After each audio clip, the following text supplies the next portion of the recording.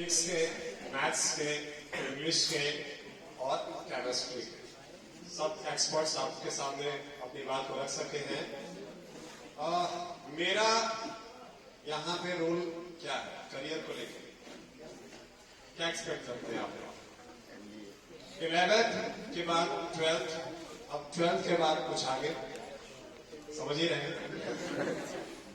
12th के बाद कुछ और यार बहुत सारी चीजें हैं। इस एक चीजें से या एक दो चीजों से अगर कोई चीज कही जाए तो आई थिंक वो आई डोंट थिंक सो कि वो एक्सपेरिमेंट हो सकता है। मीन्स टिप्स, सजेशन, एडवाइस, सारी चीजें जो है जो हमारे एक्सपर्ट्स आप लोग को दे रहे हैं, ठीक है, वो सब चीजें अपनी जगह हैं। लेकिन अगर एक जैसे कल की क्लास वाली बात यहाँ पर आ गई, इत्तेफाक, देखिए इसको कहते हैं इत्तेफाक। ये आपके बैच में एक बच्चे का यही क्वेश्चन था कि सर, और मैंने भी किया था कि सर एडवाइस एक होती है और एक सजेशन होता है। एक एडवाइस होता है और एक सजेशन होता है, यानी एक सुझाव होता है, एक सलाह होता है बच्चों। इन दोनों में डिफरेंस क्या होता है? और इसे हम लोग जनरली स्टडी करते हैं जो हमारे वर्ड्स होते हैं, कि ऐसे वर्ड्स जो सुनने में एक जैसे लगते हैं बट अलग अलग इनका यूजेस होता है। तो जैसे प्रोज, पोएट्री और ग्रामर की बात जो आप लोगों ने अभी सुनी अपने अपने एक्सपर्ट्स के द्वारा, ठीक है, वो अपनी जगह है। इत्तेफाक कि मैं भी थोड़ा सा अंग्रेजी का सर हूं, ठीक है। सो बच्चों, जिन बच्चों ने मेरी क्लासेस ली है 12th में, जो मेरा अभी कॉन्ट्रीब्यूशन रहा है आप लोगों की क्लास में, बाकी रेगुलर वे में जो आप लोगों को क्लासेस दी गई है इंग्लिश की, चाहे वो संजय सर के द्वारा हो, चाहे वो अजय सर के द्वारा हो, they are very brilliant teacher at Vision. और विजन उन्हीं टीचर को अपॉइंट करता है जिनके अंदर कुछ पोटेंशियल है, और उन्हीं टीचर को मौका देता है जिनके अंदर एक एनकरेजमेंट और बच्चों को उस लेवल पे ले जाने की कोशिश करता है, जहां तक मेरा एक्सपीरियंस करता है। सो मुद्दे पर आते हैं और आपके करियर को लेकर हम लोग यहाँ पे जो इकट्ठा हुए हैं, उसमें एक दो बातें मेरी भी सुन लीजिए आप लोग, बकवास। उसमें मेरा एक्सपीरियंस ये कहता है बच्चों कि एडवाइस और सजेशन की जो बात पहले कर रहा था, उसकी एडवाइस जो वर्ड जुड़ा होता है हमारा, वो जुड़ा होता है एक्सपर्ट से। मीन्स अगर कोई आपको एडवाइस देता है, इसका मतलब कि वो अपने सेक्टर का बहुत ही एक्सपीरियंस बनता है, अपने सेक्टर का पर्टिकुलर। और जिस तरह से अभी एकेडी सर ने एक बहुत इंपॉर्टेंट बात की कि फिजिक्स मुझे बहुत ही आसान लगती है और मैं उसमें बहुत ही कॉन्फिडेंस फील करता हूं, बट केमिस्ट्री मेरा थोड़ा सा लैकनेस है, कमी है मेरी थोड़ी सी, जो इनको लगता है, फील हो रहा है सर को, या हमारे केमिस्ट्री के जो सर है। मीन्स जाहिर सी बात है यार, अपना अपना सेक्टर है। तो जो एक्सपर्ट्स के द्वारा आपको डिलीवर हुआ, जो आपको प्राप्त हुआ, वो एडवाइस हुआ।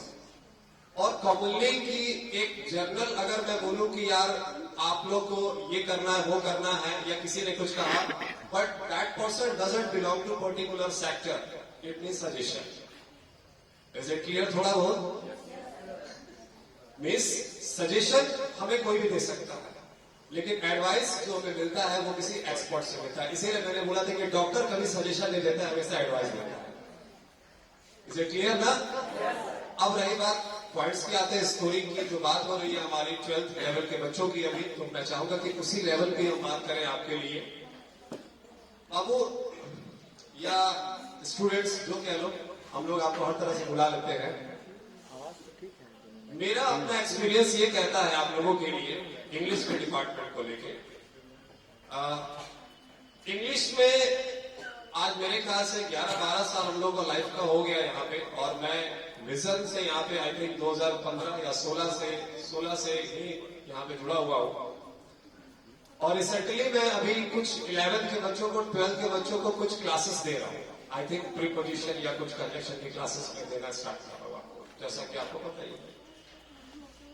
भाई यार इंग्लिश को लेकर मैंने एक ही फंडा मैंने लाइफ का है जो मैंने सीखा है, और अब तक मुझे समझ में यही आया कि यार इंग्लिश में जो ग्रामर का पार्ट होता है भाई, ये जो लिटरेचर का पार्ट होता है, वो बदलता नहीं है।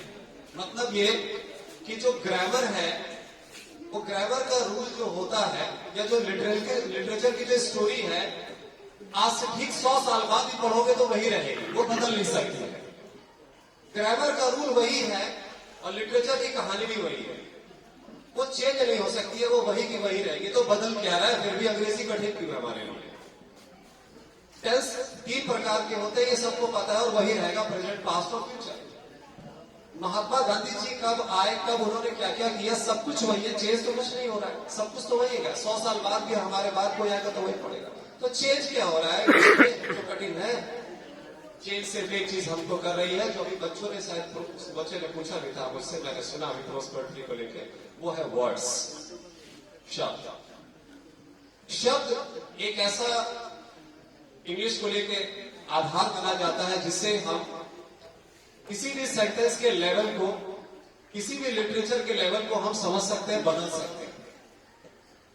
जैसे अगर मैं छोटा सा एक एग्जांपल भी दूं समझने के लिए बच्चों को, आप लोगों को, जैसे मैंने कहा यार, एक बच्चे ने कहा कि आई एम सैड, मैं उदास हूं। सैड मतलब ही होता है उदास। कोई कह रहा है आई एम इन डार्क, मैं अंधेरे में हूं। अब एक बच्चा कह रहा है आई एम इन डार्क और एक कह रहा है आई एम सैड। दोनों की बात एक ही है, फर्क यह है कि एक अंधेरे में है, यानी यहां पर वो जो अंधेरे में है वो उदास है, और एक सैड, तो सैड का मतलब ही होता है उदास, डार्क का मतलब अंधेरा। लेकिन यहां पर सेंस क्या है उसका, डार्क का सेंस क्या होता है कि वो अंधेरे में नहीं है, वो भी क्या है, उदास। सो सिंपल है यार, कि जैसे सूर्य है सामने, हमारे सूर्य से हमें प्रकाश मिल रहा है। अब कोई कह रहा है कि सन है, अब सन को लेके बात हो रही है, तो इसका मतलब कि सन आपको क्या दे रहा है, प्रकाश। तो एक्सपीरियंस जो आपको शेयर किया है मैंने कम शब्दों में, कम टाइम के लिए, जो मेरा अपना एक्सपीरियंस है बच्चों, कि कोई भी चीज अगर आप पढ़ रहे हो, जो मेरा अपना एक्सपीरियंस है इंग्लिश को लेके, उसमें सबसे ज्यादा मैंने नोटिस किया बच्चों में कि अगर कोई कहे कि हमें ये ग्रामर का रूल्स आता है, कोई कहे ये स्टोरी आती है, तो मेनली हमने देखा बैच में आपके कि बच्चों में ज्यादातर नेगेटिव्स क्या मिली, जो थोड़ा सा ड्रॉबैक हो सकता है हमारे लिए, और उस पर बहुत ज्यादा वर्क किया गया है, वो है हमारे एग्जाम्पल्स। टेंस चाहे कोई भी पार्ट हो, सब कुछ डिपेंड करता है हमारे एग्जाम्पल्स पे। मैं फिर बोला बच्चों से, और आगे बहुत समझाऊंगा कि रूल्स कभी नहीं चेंज हो सकते हैं ग्रामर के, या लिटरेचर की स्टोरी कभी चेंज नहीं हो सकती, वो वही की वही रहेगी बच्चों। चेंज क्या हो रहा है, मैंने डेली का चेंज क्या होता है, गूगल पे पर डे चेंज क्या होता है, वर्ड्स।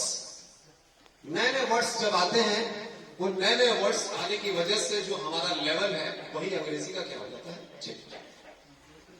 एक लाइन से लास्ट में एक चीज को और शेयर करूंगा आप लोगों से, उसको बाद आपका जो परसेंटेज है वो शायद काफी हाई हो सकता है इस बात को कहने के बाद में। ध्यान दीजिए, फिजिक्स, केमिस्ट्री, मैथ्स और इंग्लिश स्कोरिंग सब आपको दे रहा है। और आपके बैच में संजय किशोर सर ने एक बहुत ही इंपॉर्टेंट बात को भी कहा था, मैंने उस बात को सुन के बड़ा प्रभावित हुआ था। उन्होंने एक बात को और कही थी कि बैलेंस, यानी किसी भी पर्टिकुलर सब्जेक्ट में कोई किसी का अच्छा है, कोई खराब है, कोई कमजोर है, कोई ये है वो है, अपनी अपनी जगह बात है। But if we are going to understand the balancing of subjects, as talk about maths, English, physics and chemistry, so if we are able to balance the subjects, we can ultimately produce a 95% scoring as much as we are required. As I talk about, अंग्रेजी में चलेगा ना थोड़ा सा। So as much as I talk about the scoring level of in the examination, we are doing hard work, we know very well, and the teachers gives you best. That's why we are here. We are not Bilkuf. We are just very sincere to correct here. So now we need to understand how much score we need to get according to my achievement, according to my goal. So my dear, all of my sweetest students, you are very potential, you have a lot of caliber, and your teachers are very grateful to give you their experience, and I am sure that, damn sure my dear, not sure, damn sure, मुझे पूरा यकीन है कि if we are going to connect at the last level of examination with the teachers, definitely you can get 95% marks as much as you are required. Just clapping everybody. कुछ 1% clear हुआ? मतलब मेरा बात यह है कि लास्ट तक अपने टीचर से जुड़े रहिए और जुड़ने के बाद उनसे आगे अपना योगदान लेते रहिए। यही मेरी आप लोगों से ख्वाहिश है। बाकी थैंक यू एवरीबॉडी।